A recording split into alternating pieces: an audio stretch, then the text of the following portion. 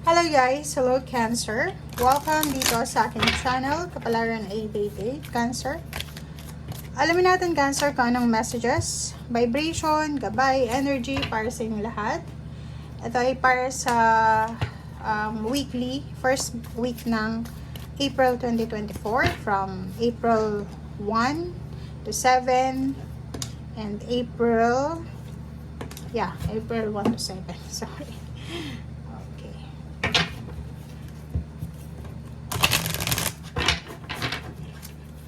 Cancer. Oops. Oh, Cancer. First, two cards mo dito is, ang ganda na itong dalawa kasi resonated siya sa bawat isa, Cancer. Pwedeng may mga Cancer dito na hindi makatulog, kulang sa tulog sila.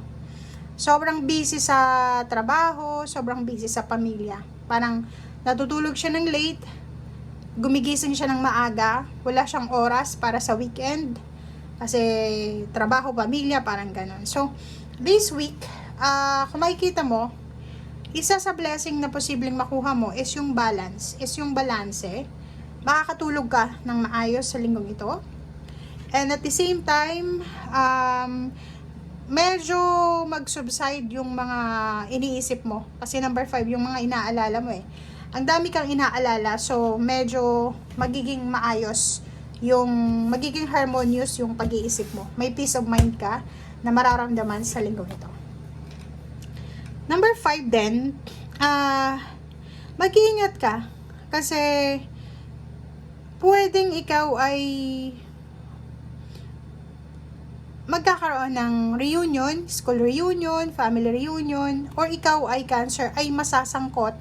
Kung babae ka, yung mga Cancer ito, na babae, pwede kayong masangkot sa mga chismis, diba? So, mag-iingat ka sa pakikipag-usap, sa pakikipag-chismisan, or sa pakikibahagi na kung ano man itong pag-uusap na to. Kasi pwedeng, ito yung maging dahilan ng pag-aaway na magiging sangkot ka. Okay? Okay, so eto naman, mayroon kang 3 cards dito. Material and spiritual prosperity and sacral chakra. Oh, yun, diba? So, minamanifest mo yung peace of mind. Minamanifest mo yung magandang tulog. Etong number 9, solitude, sinasabi ng barahan na pwede mo yan mamanifest kung umiwas ka sa ganito. Kasi itong parol na ito is yung parang chismis, pag-uusap. Kahit nasabihin natin na wala ka doon sa physical na lugar, ang messenger ngayon sa Facebook or sa any kinds ng social media ay sobrang, parang siyang chismisan ba? Sa GC or sa mga chat-chat, maraming chismis na pwedeng gumalaw dyan. So, ingat ka. Umiwas ka, yun yung sinasabi ng baraha. And liwanag, balanse. Kailangan mo ng balance kasi medyo imbalance yung paligid mo. Medyo imbalance yung material and spiritual mong prosperity. So, kailangan mo dito ng siguro mas strong na foundation or mas strong na connection sa ating Panginoon instead na mag-entertain tayo ng mga chika, mga chismis, mga kwento-kwento tungkol sa ibang tao. Okay? Pasensya na meron dito wire. Okay? So, yun guys, ang sinasabi ng baraha sa'yo. Kailangan mong umiwas, masangkot ka sa mga chismis, balanse. Pwede ka ding makinig sa mga chismis na yan, but make sure na balanse. Kasi baka may masabi ka rin, and ikaw yung magiging, ano ba yung tawag doon? Ikaw yung pagmumulan ng away, gulo, o ano pa man.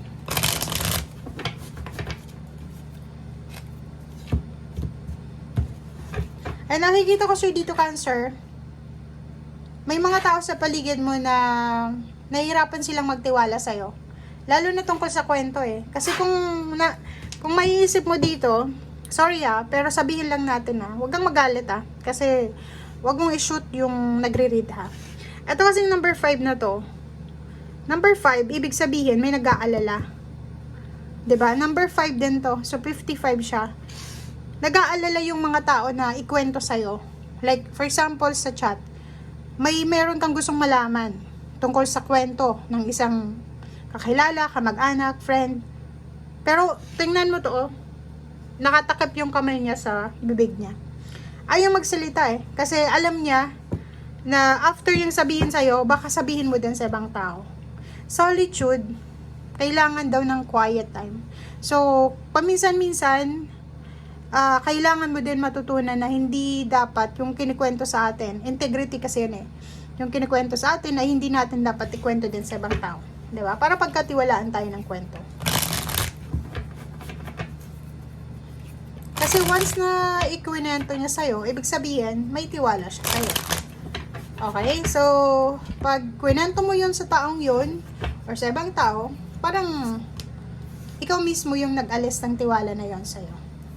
So, kung makikita mo dito, Two of Swords, kailangan mong pag-isipang mabuti ang bawat words or bawat actions na gagawin mo sa linggong ito. Six of Cups, maraming babalik sa buhay mo, maraming gustong bumalik, pero nakikita ko siya dito na kailangan mo talaga ng peace and harmony. So yun na nga, para maiwasan yung problema, yung backstabbing or kung ano pa man, pain and heartaches, umiwas ka. Tingnan mo. Kasi parang ang tingin sa'yo ng ibang tao is ganito ka, Seven of Swords, Gemini energy. Yung after nila ikwento sa'yo, ikukwento mo rin sa iba. Hindi ko alam wala naman na kasi akong ano sa mga Cancer na, hindi ko alam kung anong klaseng ugali meron kayo. Pero ang sinasabi ng bara dito, if ever may nagkwento sa'yo, i-keep mo na yon. Okay? Secure mo na yon sa sarili mo. Diba? Especially kung tungkol ito sa prosperity na bundes. And meron din dito na, guys, sorry. Pero be true to yourself. Kasi isang impress, isang babae na posibleng financially stable siya, na kinaiinggitan mo ba? Or pwedeng ikaw ba to, na financially stable ka, and then kinaiinggitan ka ng isang to, ng Gemini, Libra, Aquarius, or kung sino man siya. Comment down below. Sabi na pera. Kasi meron dito isang individual na may hawak na malaking halagang pera. Or mayaman siguro siya, or mataas yung posisyon niya sa trabaho, mataas yung sweldo niya, na kinaiinggitan siya. So, parang siya yung tampulan ng chismis. Parang siya yung tampulan dito ng chismis sa linggong ito, na naiinggit yung mga tao. Kasi feeling nila, wow, napaka-swerte naman ng taong ito, mataas yung sweldo, mayaman na, masaya pa sa pamilya, masaya pa sa relationship, parang ganon. So, yun. Okay. Okay, so yung iba din sa inyo, may mga pinagdadaanan kayong financial problems and at the same time, physical health problems. Yung iba din sa inyo, may pinagdadaanan kayong problema sa relationship. So, kailangan nyo daw magpakatatag and then kayo mag-focus. Mag-focus kayo sa sarili nyong problema and mag-focus kayo sa solusyon. Okay? Kung yung mga kwento naman kasi na yun, mga chismis na yan, kahit hindi mo yun hanapin, makukuha mo yan as long as may social media ka. Kasi abot hanggang sa ang lupalop ng mundo yung social media.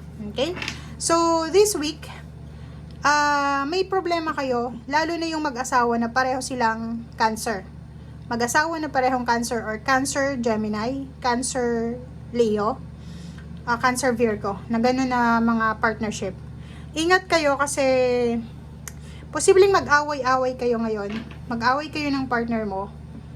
And ang pag-aaway nito tungkol dahil sa pera o tungkol sa physical health problems. And ngayon, sa week na to, marirealize mo na napaka-importante yung pag-iipon ng pera. Marirealize mo na mas magiging strong ka, mas magiging independent ka kung may ipon kang pera. So, hindi pa naman uli ang lahat, 'di ba? Simulan mo kahit paunti-unti. Pwede kang makapag-ipon ng pera, 5 pesos, 1 peso, 'di ba? 10 pesos. Kasi yung ipon naman, wala naman tayong parang standard dito na dapat ang ipon mo milyon, dapat ang ipon mo 1,000 eh. As long as meron ka na pwedeng simulan, gawin mo. Okay? So, yun yung sinasabi sa'yo ng baraha. Nakikita din natin dito guys na